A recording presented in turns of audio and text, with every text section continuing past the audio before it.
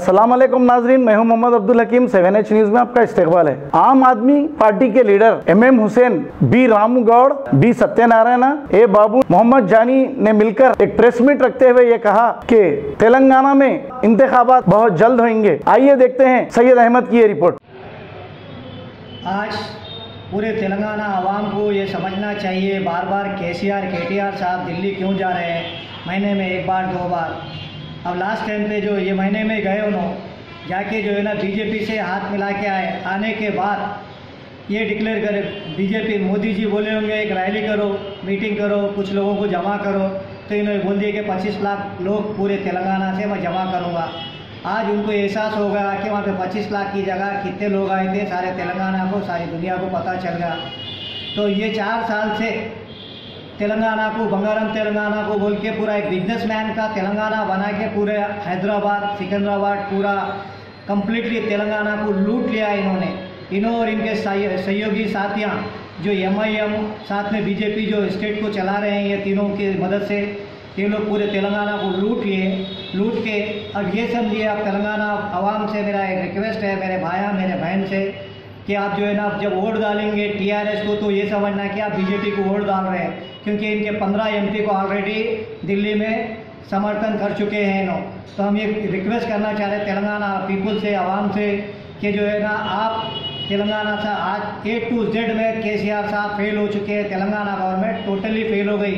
24 hours water बोली fail हो गई, डबल बेडरूम बोला फेल हो गया, एजुकेशन बोला फेल हो गया, KG to PG बोले फेल हो गया, यानी कि मिशन भागीरथ बोले हर जगह इनको धोखा दिया। इनकी खुद की कॉन्स्टिट्यूंसी में किसाना इनको इतना गाली दे रहे कि आप पूरा चैनल्स में देख सकते हैं। और ये चीज़ को इन्होंने मीडिया को भी मैनेज कर लेके बैठे हुए हैं। जो कोई भी दूसरी पार्टी का काम होता मीडिया वाले क्यों नहीं दिखाते। ये सेम जो है ना, ये आने वाले पीरियड में कम से कम दिल्ली गवर्नमेंट जो हमारी इतने काम जो प्रॉमिस की वो भी किए, जो नहीं प्रॉमिस की वो भी करिए, पूरे दुनिया को बता दिए, पूरे वर्ल्ड से उनके अरविंद केजरीवाल की तारीफ हो रही है। हम ये कहना चाह रहे हैं कि आवाम से एक मौका आपको दो, फिर देख लो तेलंगाना को। हम अपने मैनिफेस्टो में बहुत सारी चीज़ें लेके आपके पास आने वाले हैं। हमें बहुत जल्द हमारी कमेटी में बैठ के डिक्लेयर करेंगे हम। आप आने वाले पीरियड में अब ये चाह रहे कि नवंबर में इलेक्शन हो, ये फिर से 500 करोड़ का प्रोग्राम परसों ही कराइए इन्होंने, एक नवीदित प्रोग्राम बना के। अब 500 फिर आवाम के ऊपर बड़ा बोझ आने वाला है।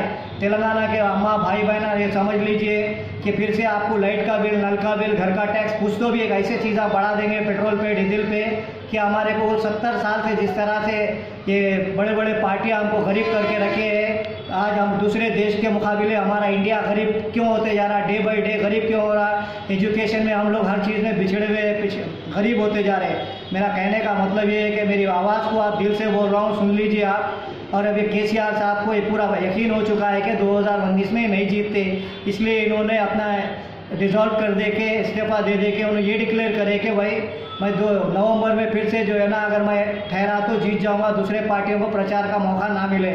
और 2019 में जो MP कॉन्स्टिट्यूंसी का इलेक्शन होता असेंबली का, जब उन्होंने जो है ना पूरी तरह BJP के साथ ओपनली आके डिक्लेयर करने वाले हैं, तो ऐसे इतने बड़े धोखेबाज आदमी को हम जो विश्वास करके अपना वोट, अपना सब कुछ, या तेलंगाना आवाम के बच्चों को, जो 100 बच्चे आज जो घरों में जिनके अम्मा बहन बैठे हुए हैं, पैसे आज देंगे कल देंगे, ना उनको नौकरी दिए, ना घर दिए, ना उनको कुछ आज तक जॉब दिए, हर जगह ये फेल हो चुके हैं। अब इनको ये डर होगा कि जो है ना अब ये 2019 में नहीं आएंगे, इसलिए इन्होंने आज पूरा प्री प्लान बनाकर तेलंगाना आवाम को धोखा देके CM पद से हट गए। इनके MLA और इनके MP का इनका अभी यहाँ से कुछ नहीं चलेगा, जो भी रहेगा गवर्नमेंट के हाथ में रहेगा। मैं तेलंगाना आवाम से ये रिक्वेस्ट करना चाह रहा हूँ, मेरे भाइयों मेरे बहनों, आप जागो। अगर आप नहीं जागोगे तो फिर कब जाएंगे। जय तेलंगाना, जय आम आदमी पार्टी, जय हिंद। मैं Sheikh Shamshuddin Ahmed, CPI communist party Karwan constituency का इंचार्ज हूँ और सिटी का जो एग्जीक्यूटिव मेंबर हूँ। आज हमारे पास यहाँ पर ऑल पार्टीज़ का मेट्रो जॉइंट एक्शन कमेटी के बारे में जो है मीटिंग हुई और इस मीटिंग का नतीजा ये निकला और हम सब का दबाव की वजह से आज जो लोग अपने दिलों में छुपे हुए रहते थे वो मजबूरन बाहर आकर उनको बाज़ार में शोर गुटन करना पड़ा और उसके बाद उन्होंने फिर अपने दिलों में वापस चले गए। तो ये जो काम होने का है, ये नहीं होने का काम करने का, ये सिर्फ लोगों को दगाबाजी और लोगों को धोखा देना, नजर फेर और इस्लाम के नाम पे बार बार इस्लाम के नाम पे सरकार नबी करीम सल्लल्लाहु अलैहि वसल्लम की उम्मत को धोखा देना। ये एक वक्त था, हम मीर जाफ़र के बारे में सुनते थे बहुत बड़ा धोखेबाज था बोल के, मगर आज की तारीख में हैदराबाद में अगर आप किसी को मीर जाफ़र को अगर कोई नहीं देखे और कोई देखना चाहते हैं तो ये MIM के हमारे असदुद्दीन अवैसी साहब और अकबर अवैसी साहब की शक्ल में आपको ये मीर जाफ़र नज़र आएंगे। ये कौम के दुश्मन हैं, कौम के दोस्त नहीं हैं। अगर ये कहते हैं कि हम कौम के दोस्त हैं और कौम के जो है रहबर हैं, तो मैं इनको चैलेंज कर रहा हूँ, तुम डिबेट में बड़े बड़े जो जाके वहाँ मस्करापना करते, मेरे साथ एक बार डिबेट करो। आपके मनहूस कदम जिस वक्त पड़े थे यहाँ हैदराबाद में 60 साल पहले, उस वक्त हमारा हैदराबाद सोने की चिड़िया कहलाता था। यहाँ हर वो चीज़ की सहूलत थी। आज जितने भी बिल्डिंग्स है, दवाखाने हैं, कोर्ट है, रोड्स है, ये सब पहले के बने हुए हैं और जब से इन्हों आए हैं सिवाय बर्बादी के हैदराबाद के कुछ नहीं मिला।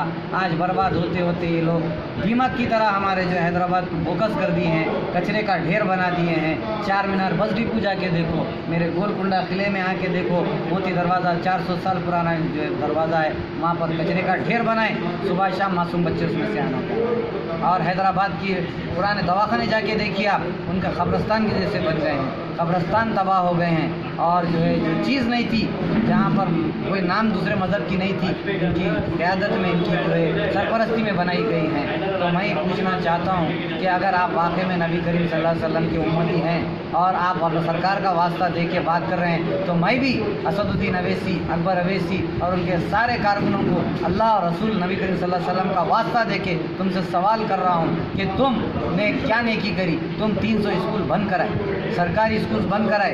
तुम जब आए थे मनुष्य कदम लेके यहाँ, उस वक्त मुसलमान 50% के करीब जो गवर्नमेंट जॉब में थे। आज जमात जो है मुसलमानों का फीसद 2 हो गया। ये तुम्हारी क़यादत क्या कर रही, तमाशा देख रही है? तुम लूटन घसोट कर रहे हैं। जिस वक्त तुम यहाँ हैदराबाद में आए थे मनुष्य कदम लेके, उस वक्त वक्फ बोर्ड में 1 एकड़ ज़मीन थी। आज 60 साल के बाद तुम्हारी मनुष्य क़यादत के अंदर आज वक्फ बोर्ड तबाह और ताराज हो गया और वक्फ बोर्ड को बेच के लोग करोड़पति अरबपति बन चुके हैं। तुम तमाशा देखते रह गए। हाँ, और हमारा गंडीपेट का पानी, हिमायत सागर का पानी पुराने शहर को आता था, वो गैरों की चले गया है। तो मेरे को बताओ अवध अकबर अवैसी साहब, हमारे असद अवैसी साहब, किस बुनियाद पे तुम अपने आप को जो है सरकार का उम्मती कहते हो? अगर तुम सरकार के सच्चे उम्मती हो तो मैं भी सरकार का उम्मती हो के तुमको चैलेंज कर रहा हूँ कि तुम मेरे साथ डिबेट में बैठो और मेरे सवाल का तुम जवाब दो। तुम जब आए थे हैदराबाद को, तुम्हारे पास कुछ नहीं था, तुम लोग लंगे पाँव फिरते थे, तो जो है चप्पल से फिरते थे होंगे। तो उसके बाद आज ये करोड़ों की दौलत कहाँ से आई? तुमको नरेंद्र मोदी हुकूमत 4 बैंकों का तोहफादी नोटबंदी से पहले वो कहाँ गई? उम्मत के नाम पे, मिल्लत के नाम पे, हाँ, और जो है तुम जो है माइनॉरिटीज़ के नाम पे जितने तुम्हारे जो है बैंक्स है और जो है तुम्हारे कारपोरेटर जो दवाखाने हैं और तुम्हारे कॉलेजेस है, इसमें कितने मुसलमानों को तालीम दी? हाँ, आप बैरिस्टर अवैसी है, आपका दिमाग ही नहीं है, आपके डिग्री के ऊपर शक हो रहा मेरे को, समझे ना? आप अगर बैरिस्टर अवैसी होते तो KCR को पूछते थे आप असेंबली में, अकबर अवैसी साहब, प्रो लीडर साहब, बड़े चालाक बन के बात करते हैं आप, तो आपके दिमाग में इतनी बात। देखते रहिए 7H न्यूज़, आपकी आवाज़।